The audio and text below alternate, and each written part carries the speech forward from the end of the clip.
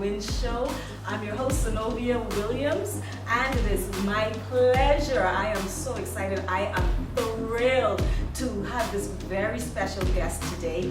He is a young man that has made his mark in the country as someone who excels in creativity, excels in leadership. He is a creator of some of the, and I won't spill the beans as yet, but some of the best organized productions and shows that we get to experience in the country. I'll give you a hint. You think of the word elevation, yes, you know who I'm talking about. Today, it is my pleasure to present to you on the show, media and music executive, the one, the only, Vince VMAC McDonald. Welcome to the show. Thank you for having me. It's a pleasure to be here. Thank you Oh so my much. goodness, I'm so excited. I'm so excited to be here. Okay, so we're going to get right into it. I usually start the show off by asking my guests to share something about themselves that may be a bit of a surprise to family, maybe even close friends, something that's different. Nobody expects that this is something you do, you enjoy, share with us. Spill the beans for us, people. Boy, no one has never really asked me that question before. Well, a lot of people don't know, even though I do a lot of music, I literally never sat down and wrote a song. A lot of my songs that I do, a lot of the music that I've released has just been like freestyle, right? Yeah, so a lot of, I would hear the track and I'll just lay down the chorus and then that next thing it'd be a song, right? Freestyle the verse. So I never really had a discipline to sit down and actually write a song like that. That's something that people probably will not know about me in terms of who know my music. I wanted to be an astronaut at one point in life. So, that's interesting. I don't know where that came from, but I just had a wild dream that I was going to be an astronaut. So, yeah. I think it has something to do with just taking off and going beyond. Probably that's where elevation came from. Because you're living it, right? Right, yeah. All right, VMAC, well, tell us a little more about yourself. I want to know more about VMAC, Vincent, the child. Tell us about childhood, going into adolescence. Tell me what was life like for you. Did you come from a big family, small family? Share with us. I came from a really balanced family per se. My mother, my father was always there. I have 3 sisters, an older sister and 2 younger sisters. So I was the only son. So I was the only guy, outside of my father's side of the house. So I had a very pretty, good childhood. Personally, life wasn't the greatest journey for me, but those persons that may have been following my career and my journey would know that I was born blind, had surgeries after, a lot of persons may or not know that, but the person been following me. So life for me wasn't average growing up. I did grow up in a very stable, progressive family. My father is an entrepreneur. My mother, she was an offshore banker. She's retired now. So we all had, basically average, middle class life, living, private school, but at the same time for me, God just had a different plan for me in terms of me being born visually impaired and having to go through not so average, regular people struggle. And so, so I kind of progressed, and that's kind of where the music came from, because or where my heart for music and media and everything else came from. Got a lot of rejection, school after school. We're not going to go through all of that. But I used to be that kid, just like everyone else, who loved music, running around the house, banging up on pots and pans, breaking up everything. Microphone with your brush, the remote control, that type of stuff. And so, from there, it just tipped off from there. I had great grandparents, so they were those grandparents that my Grammys, like every Christmas, she would just buy me a drum set or a guitar or a keyboard. They'd be broken by Boxing Day, but because I never knew how to play, I never knew how to sing. I would be in the choir, they'd put me all the way in the back, and I would just be, I'd be shouting, couldn't sing a lick. In all of the children's choir, they give me the non-speaking and singing parts, but I just had to shine bright, and so. I was really, misunderstood and underestimated growing up, and God just allowed for me to push through all of the societal norms and be able to be in this position where I'm at today. VMAC, I didn't know exactly why I was so super excited about talking with you. I didn't know half of what you just shared. And I have to get deeper into some of that, because the reality is, you said a lot of average family life, balanced family life. But what you went through was not ordinary, it was very extraordinary, as you started to explain. Right. And something you said just kind of peaked above everything that you said. You said, they tried to give me the parts in the back. They tried to give me the non-singing parts. Mm-hmm. But look at what you were doing today. It wasn't, you didn't allow yourself to be defined by what they were giving you. You kind of honed into yourself, your gifting. Somehow you got some understanding about your self-identity that obviously the majority of people were not confirming for you and affirming for you.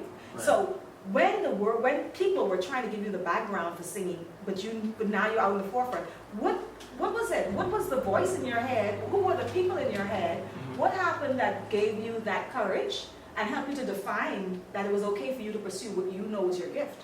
Well, like I always tell people, for me, one of the greatest pulling points, because of course, when you experience something like I've experienced from birth, you didn't ask for that, you know, and so it was a really difficult journey for everyone that was a part of my life, my parents, my family, just trying to balance, you know, me being, you know, the oldest son, the only son, and then 3 other siblings, and this was not hereditary, so we're trying to figure it all out. But one, being rejected from different society, one thing that my parents always looked at me and said growing up, no one determines your future but you.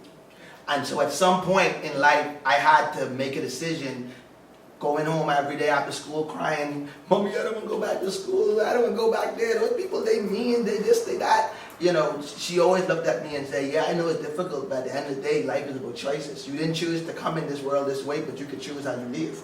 And so that, I didn't understand it then. I didn't know what in the world she was talking about. As far as I know, I felt defeated. Yeah. And at some point in my life, being able to, for them to allow me to operate in the capacity that I was operating in and allow me to fly, because I wasn't able to interact with the regular kids, you know, being in the position I was in, you know, I wasn't able to go out and play with the kids the way I know that everyone else do and be a part of extracurricular activities. So I had a different kind of life.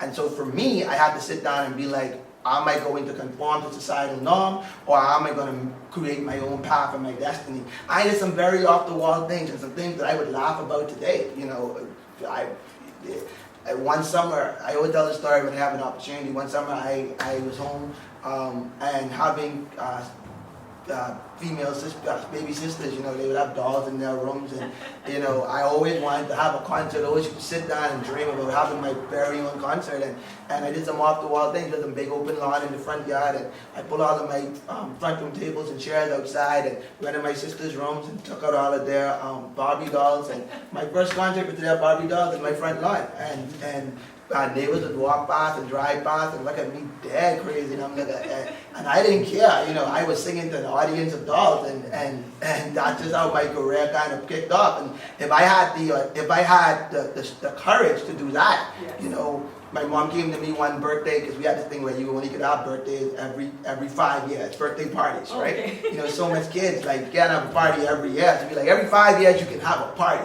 And so my mom came to me at my 10th birthday and was like, what you want to do for your birthday? And I was like, Mommy, I want to have a concert. Invite all of my cousins, my friends, to the curry chicken for the adults, the hot dog for the kids, and my concert, for my first birthday, my 10th year birthday, was to humans. And from that point, you know, you always have that one auntie that at the end of this cute little boy concert and go grab the mic and pick up an offering.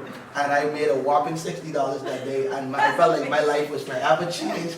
And from there, I moved from the backyard to church halls from around the world. So I had, you know, it was just baby steps and believing in yourself. The first step for me was, I didn't care about what other people thought about me at some point. I had to build up the courage to believe that I can obtain these goals for myself, for my own sanity, for my own mental health.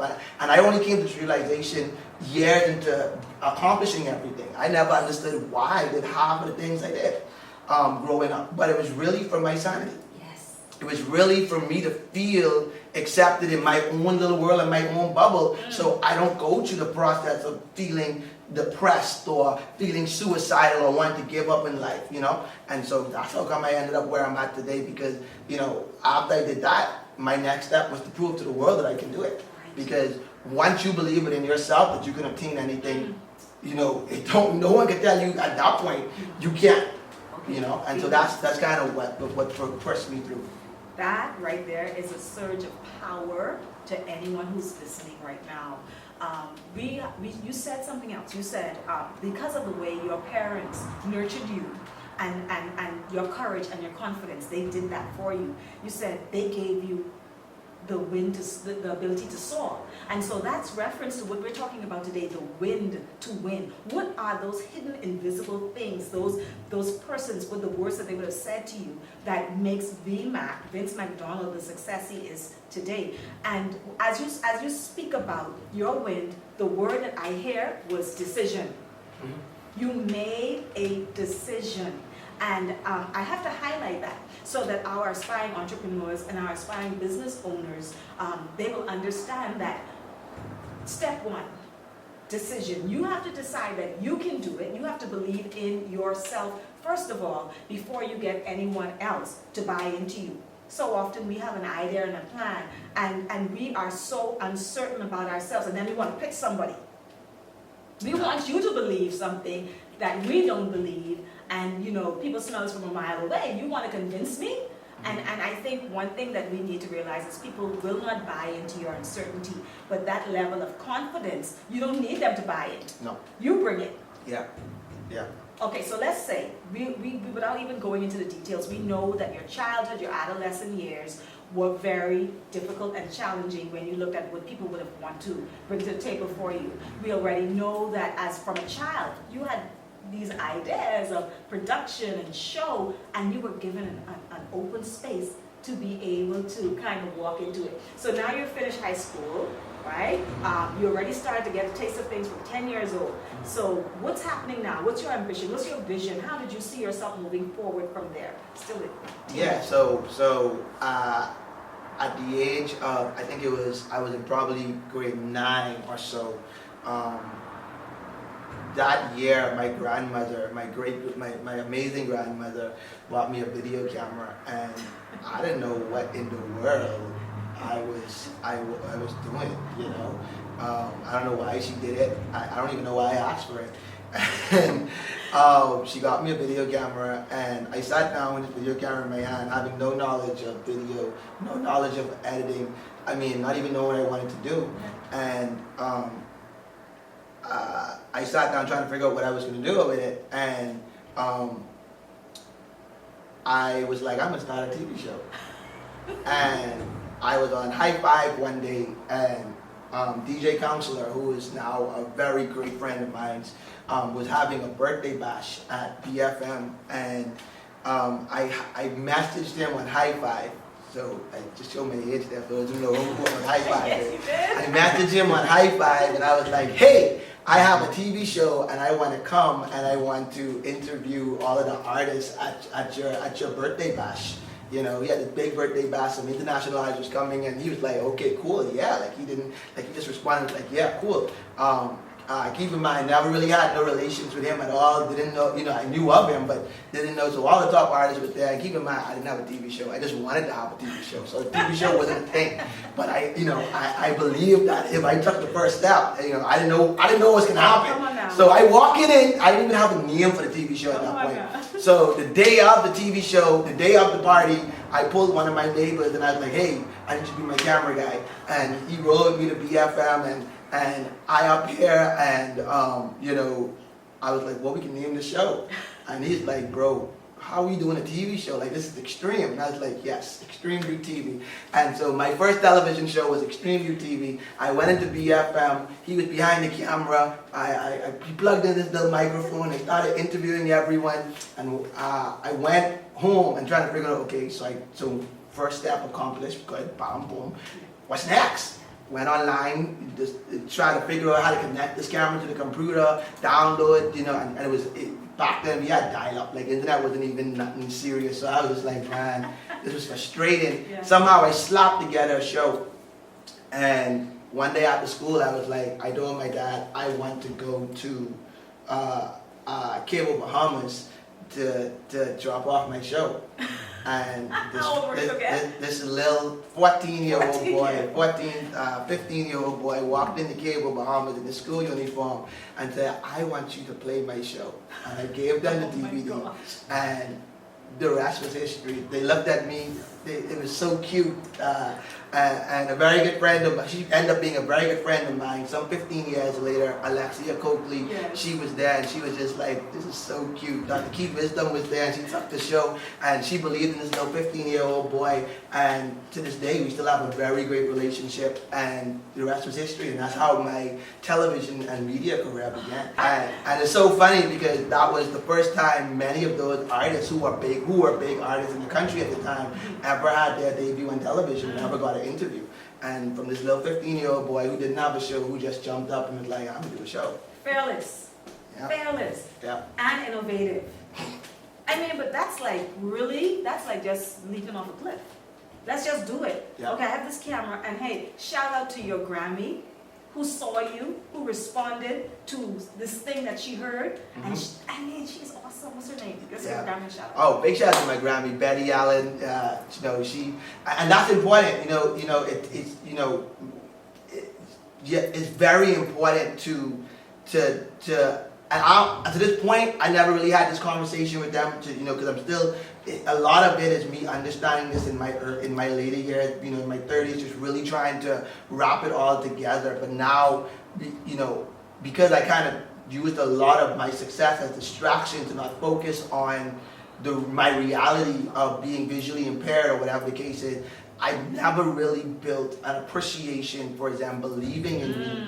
And because, when you're at that point, you don't want no one to pull that little, pity party with you and make you feel, some type of way. Yes. So for me, the pride was up there. So now in my later years, I have a greater appreciation and value these relationships. I didn't know it, I didn't understand it then, but now as I got older, like I really, really value and appreciate those people in my life now, and I cherish them. So to those that are watching, parents, you have a very your role as a parent is to encourage your children. Don't let your children live your dream. Don't live your dream through your children.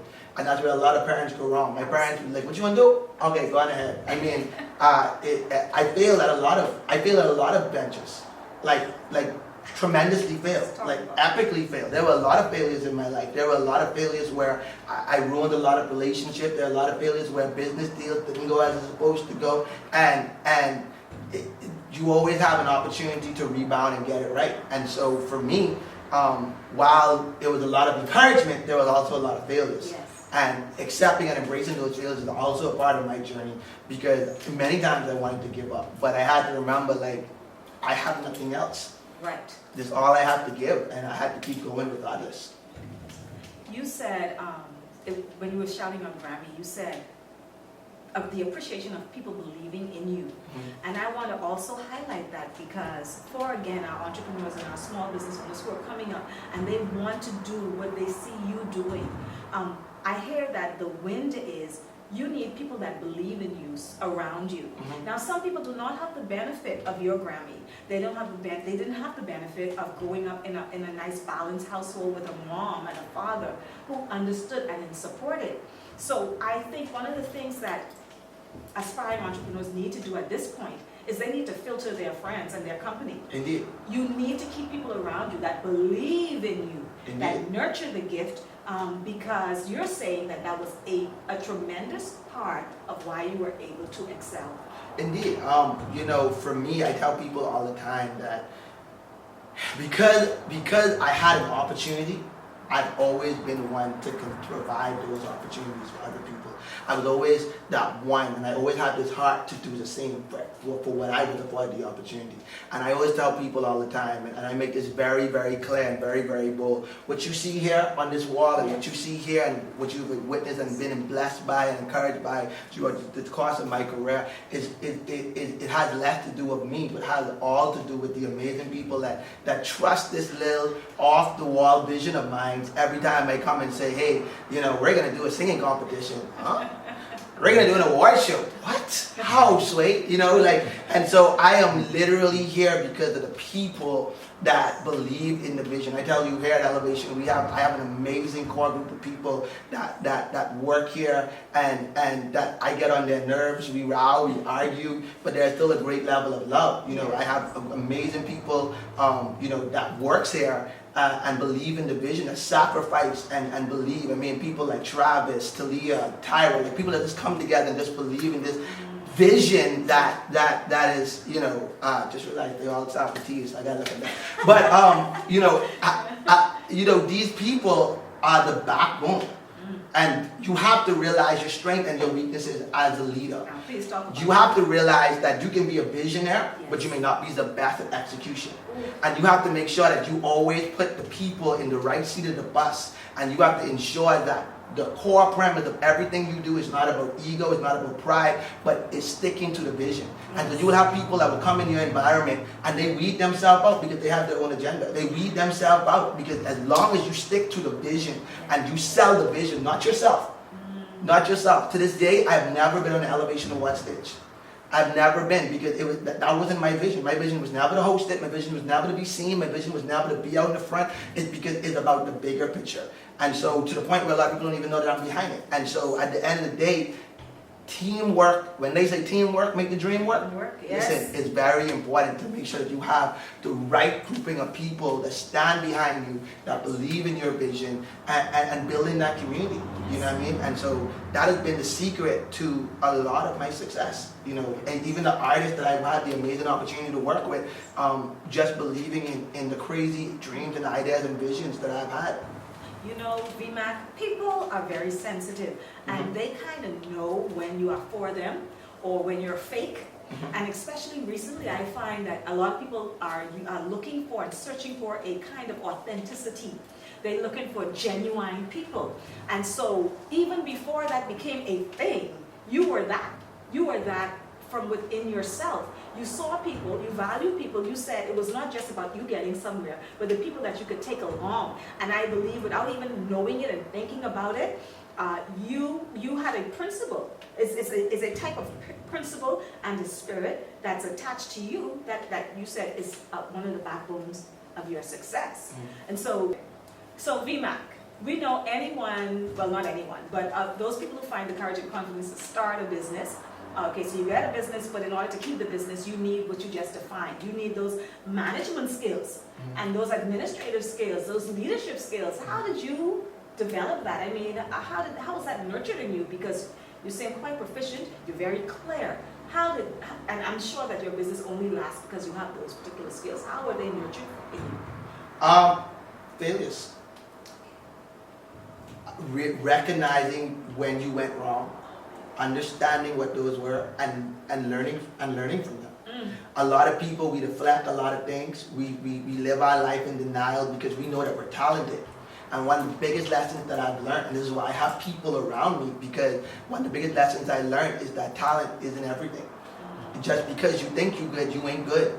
You know what I mean? Because people draw to a level of energy, a level of you know, just what you bring to the table beyond what you're good for. And people just know when you're egotistical, when you're prideful, and people don't connect to that. People connect to a bigger picture that they can be involved in themselves and be a part of. A lot of people, that's why you have more entrepreneurs rising up today, because they're tired of 9 to 5. Talk about The it. vision they don't connect to the vision of where they're at. And so it's important as entrepreneurs to not bring people along on your journey to help you believe. That's where we go wrong. We want people around us to push us because we need that push and we need that confidence. When at the end of the day, yes, that is the case. But if you're not at a place in your life where you believe in your vision more than anyone else around you, there's nothing for them to push. Because it's your responsibility to bring them along on this journey. And they use their skill sets and their experience to help create a level, to help fill the gaps in your deficits. And so many times we look for people to clutter our space to make us feel powerful. And they serve no purpose. And so for me, it's imperative to make sure that the people that are around me serve a purpose. and the people that don't serve a purpose. I have people over the years that came apart because they initially said they believe in the vision, but when we never strayed from the vision and when we stayed true to who we were, you know what ended up happening? They end up having to jump ship. Yes. Because we're not gonna sway because of what you feel we should do. We are all a unit and we all believe it. There is a goal. There's an objective. How we accomplish that is everyone can chip in on how we accomplish that. Yes. But to say that your involvement or your investment into accomplishing this vision takes us on a different path to lead to somewhere else. Yes. We can't do that. And so you have to know when people come in their agendas, and the only way to do that is to make sure that you're rooted, that you believe in yourself more than anybody else. Because if you bring people along with you to believe in yourself more than you, you're going to fail. Oh my goodness. VMAC, let me tell you something. What you said just now, that needs a book. That needs a book. You know why? Because I am one of those persons, and I normally will share my story when I'm interviewing because you have so much. But you unraveled something just now. I've been on jobs where the leader didn't have vision. And as a result of that, what they did is they did what you call clustered their environment with people that added no value, especially to what the organization was supposed to be doing. But it was just a matter of them seeking a feeling of power. You just, like you said it, and I'm like, oh my goodness, that's what it is. But vision is core. Vision is where it starts, and vision is what you must maintain. And that's what people buy into. And so for our entrepreneurs, you may be going through a hard time or aspiring business owners, and you may think that you want to start a business because you want to kind of just feel your strength again, but that's not the reason. That's never a good enough reason to start a business. Indeed. It has to be vision. It has to be vision. The Bible even says where there's no vision, the people perish. And so if you're bringing people on to create vision, you're gonna have a very clustered, failing environment. You have to bring people on to accomplish and achieve that vision. But first, you have to be grounded and rooted in understanding what it is that you're trying to accomplish. Your video commercial ad is the real moneymaker behind your business. It grabs the attention of potential customers, delivers your message, and points them to your location. Is your business missing this essential asset and increased sales because of the extremely high cost of video commercial production? Here's your game changer. The toWin Production Services introduces the smart solution for professional quality video commercials, delivered quickly and easily. 2x2 delivers your video commercial ad in 2 days at only $200. Efficient and affordable. Call or WhatsApp us today to secure your production spot at 242-428-7310. This amazing offer is for a limited time only, so call today. 242-428-7310. 2x2. Watch your customers and sales grow. So VMAC, let's talk vision. How do you define vision? I mean, is it just, okay, I get this brilliant idea, I have the talent, I have the skills, so I create a business plan. How to define vision and how it works for you? I actually never knew what vision was at one point in life. What happened is one day I had a singing engagement at BFM, one of the last opportunities that I had to sing in front of Dr. Miles. And a very, very good friend of mine, one of my best friends, came up after I was introduced and grabbed the microphone and told my story. Like, he just felt led. Being close to the movie at the time, I never really accepted where I'm at or where I was on my reality about being visually impaired. And he came and he grabbed that microphone and he told, like, basically the whole world, my entire story. And then I did the performance, and just like any other typical artist or a typical show that you go to, you just, after you come off stage, deuces, gotta make your way to the exit. And Dr. Miles, I'm embarrassed, I guess you can call it. E.T. told him to come run me down, like literally almost out the door. And he was like, you can't go nowhere. And Dr. Miles was like, Dr. Miles want to see you. And he pulled me over on the side, and he looked me deep bog in the eye and said, I have never found anyone like you. I look at this dude like, huh, what? How? What This you man talking who's about? traveled the world, Like, right? dude, you like say you inspire, and then his next line was like, while I was puzzled, he's like, you inspire me, and I was like, first of all, I ain't got no private jet, I ain't no New York Times bestseller 50 times over, like I don't know what you're talking about, I ain't a millionaire, Yeah. like what are you talking about, like, and he's like, all my life I've been speaking on vision, and it's rare that I run into people that exemplifies the message that I've been preaching all this life. And I looking at him even more confused. I'm like, huh? Yes. What you talking about? He said, one of the greatest things that I've learned about vision, and I've been teaching all around the world, is that vision shows you what could be, and sight shows you what is. And many people look at their lives and feel like they cannot accomplish or achieve their goals because of what they see, because of what's in the front of them, you know, the obstacles and decisions that they made, so they kind of dismiss themselves from life.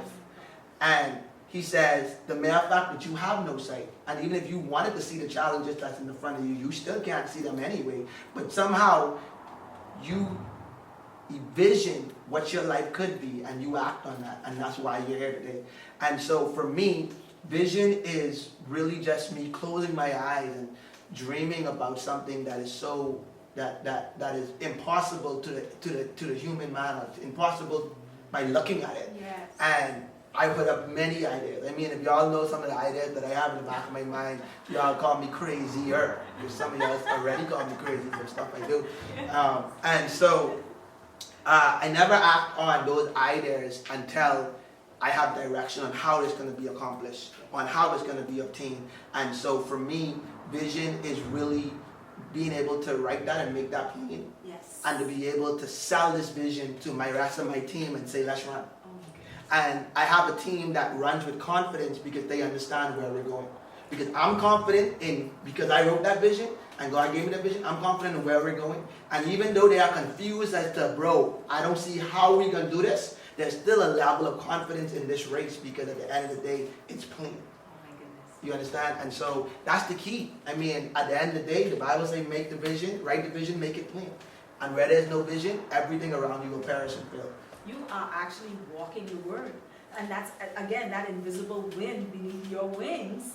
That's amazing. You are actually living and walking the word. And to have Pastor Miles say those things to you, again, that type of affirmation, that's just unbelievable. That's like, wow, you know. But I'm also very inspired by you. Thank you. And so let's talk about some of the things that you would have produced. Tell us about the awards show. Tell us about 242 Untapped. That used to be pretty cool as well. I remember when that started. Tell us about some of the things that you actually went ahead and produced. Okay, so after Extreme UTV, back in 2012, I think it ran from 2007 to about 2012, and being an artist and producing for so many great artists, and I realized that there was kind of a drought and there wasn't no new talent that was coming out, and so God dropped in His vision. I was actually sitting down one day watching American Idol and BET Sunday Best, and I was like, we don't have that down here. Okay. And I was like, you know what, we can do this. And I reached out to all of the top artists in the country, and they're like, impossible. I don't see it, I don't know.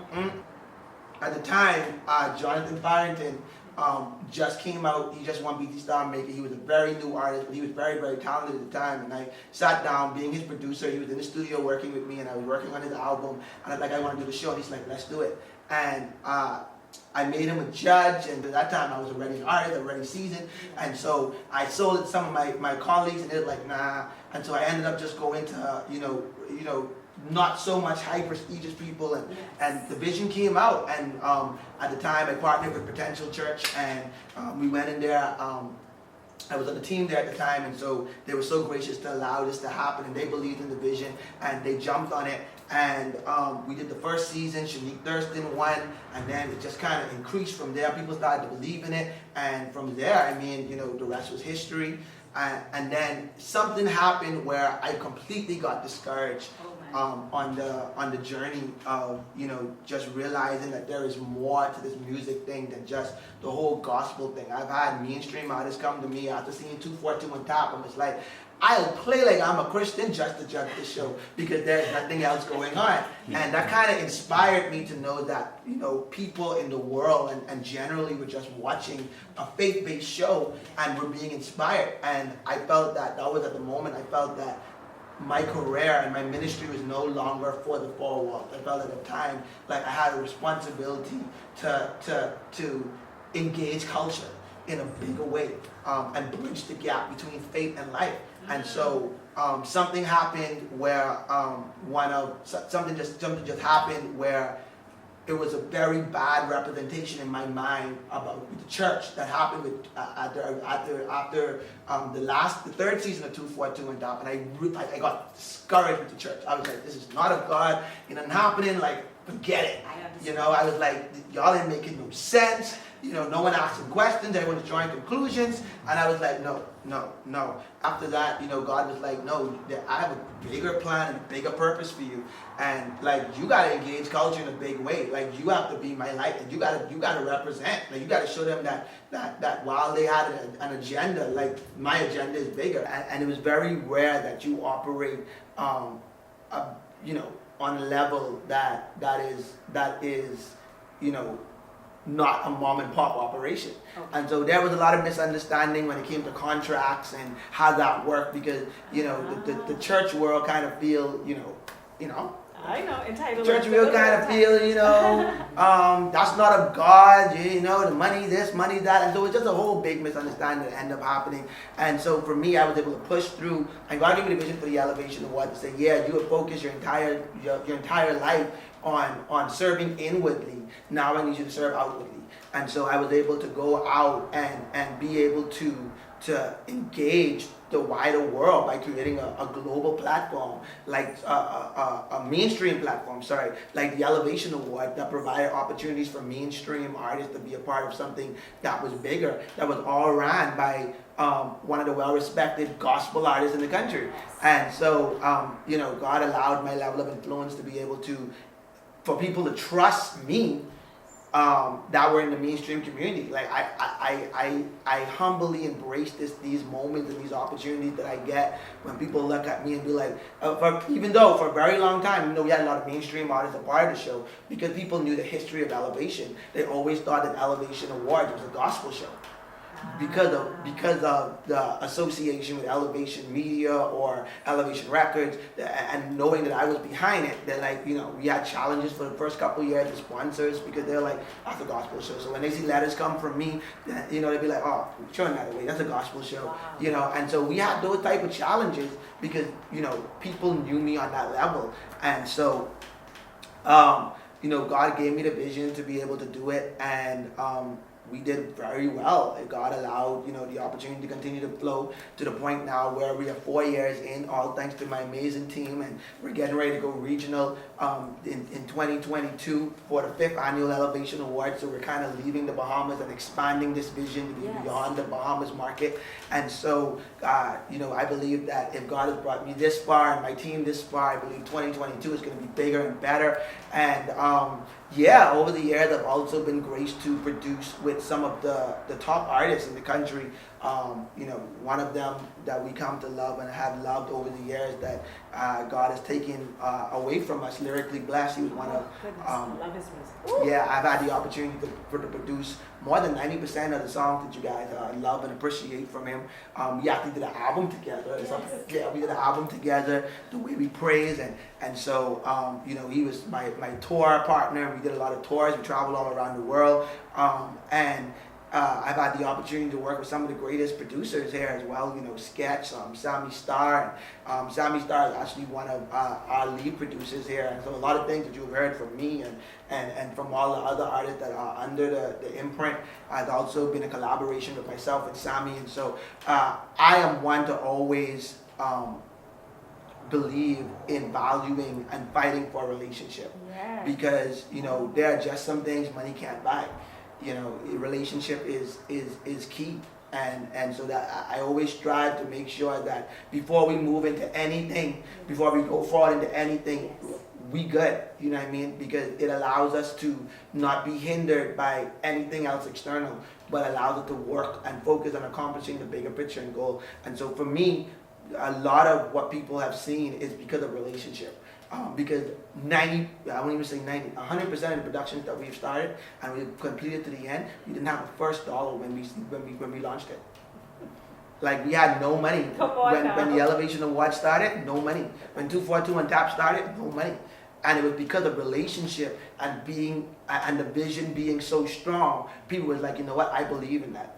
You know, and over the years, I've messed up in some business transactions, but you know, because of relationship, you're able to come back and fight back and push through and fight for a bigger picture. And so for me, another key to what have me where I'm at is relationship.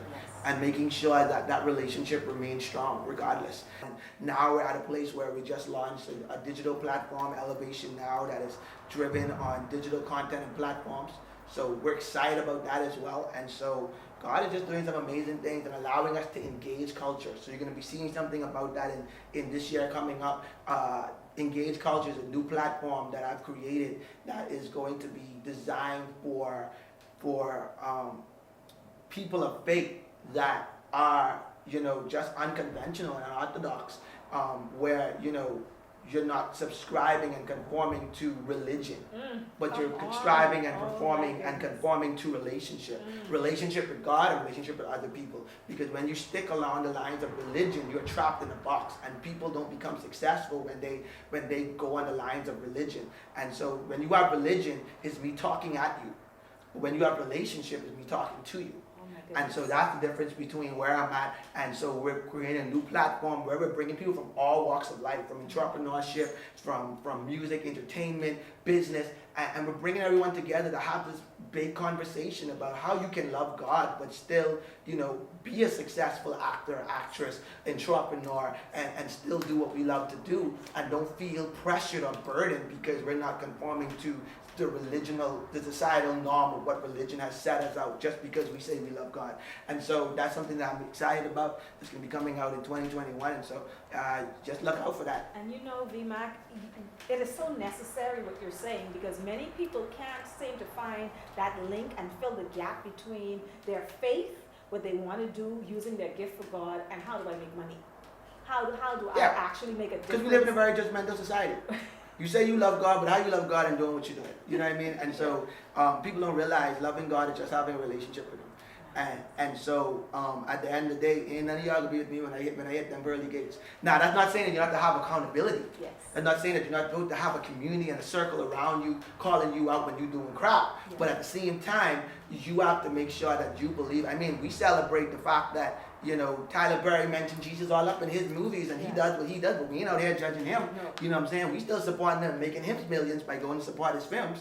You know, and so at the end of the day, why that same principle can't apply with everyone else and everyone else's life and being successful? You should not have to be a creative and be a creative in a box. Come on. You should not have to be an entrepreneur but saying you should only hire Christians. You understand what I'm saying? Because that's not what Jesus would do. And so this is the platform that I've been graced with now to really preach that message. You know, people are not. I run a bar. And I go downstairs to my bar out of my office every day, and I see some of the biggest church people there, but I ain't judging you. You know what I mean? And so at the end of the day, you know, it's about engaging culture. Listen here, you know, we got to have show number 2 just on that alone, because you put it out there, and I'm sure a lot of people, including myself, don't understand all the ins and outs. But guess what? I would love to learn. I'm open to learning. What I hear and what I'm observing, I have to take it back to when you were born. You said you were born blind, right? Mm-hmm. And I guess it's because the Christmas season is just past. I consider Christ being born in a manger. These what we consider unfortunate circumstances, very, very difficult, very challenging circumstances. Mm-hmm. And so to hear what you are saying now, what is inside of you, this global movement is inside of you, now it just all seems to make all the sense, because it's part of what God does. Like he allowed you to be born in these difficult circumstances so he could groom you. I read something in the scriptures the other day, and it said that Jesus said that, God, you hid me in the shadow of your hands. Like being born, all of that was a part of him sort of keeping you hidden as a child, from childhood, keeping you in a space so that all these dreams, this passion could just develop. And I am just honored to be in this place, sitting and talking with you, because you are definitely a world changer. Thank you. Definitely a world Thank you. changer. Thank you. I'm still trying to figure it out. I'm still trying to put the pieces together. Only now that I'm a little older and I look at life differently. Things I would have said 5, 6, 7 years ago, I definitely wouldn't say now. So this interview was a couple of years back. You would hear some very ignorant, naive things. And so I'm just humbled to be able to, 15 years later into my career, to still be able to have the level of influence and growing, and just having for me, it's just being humble, because, I look at myself to be lemons, but, God can take lemons and make lemonade. And so I'm just excited about what's going to happen and how it's all going to be shaped and molded, and just continuing to build and strengthen relationships around me.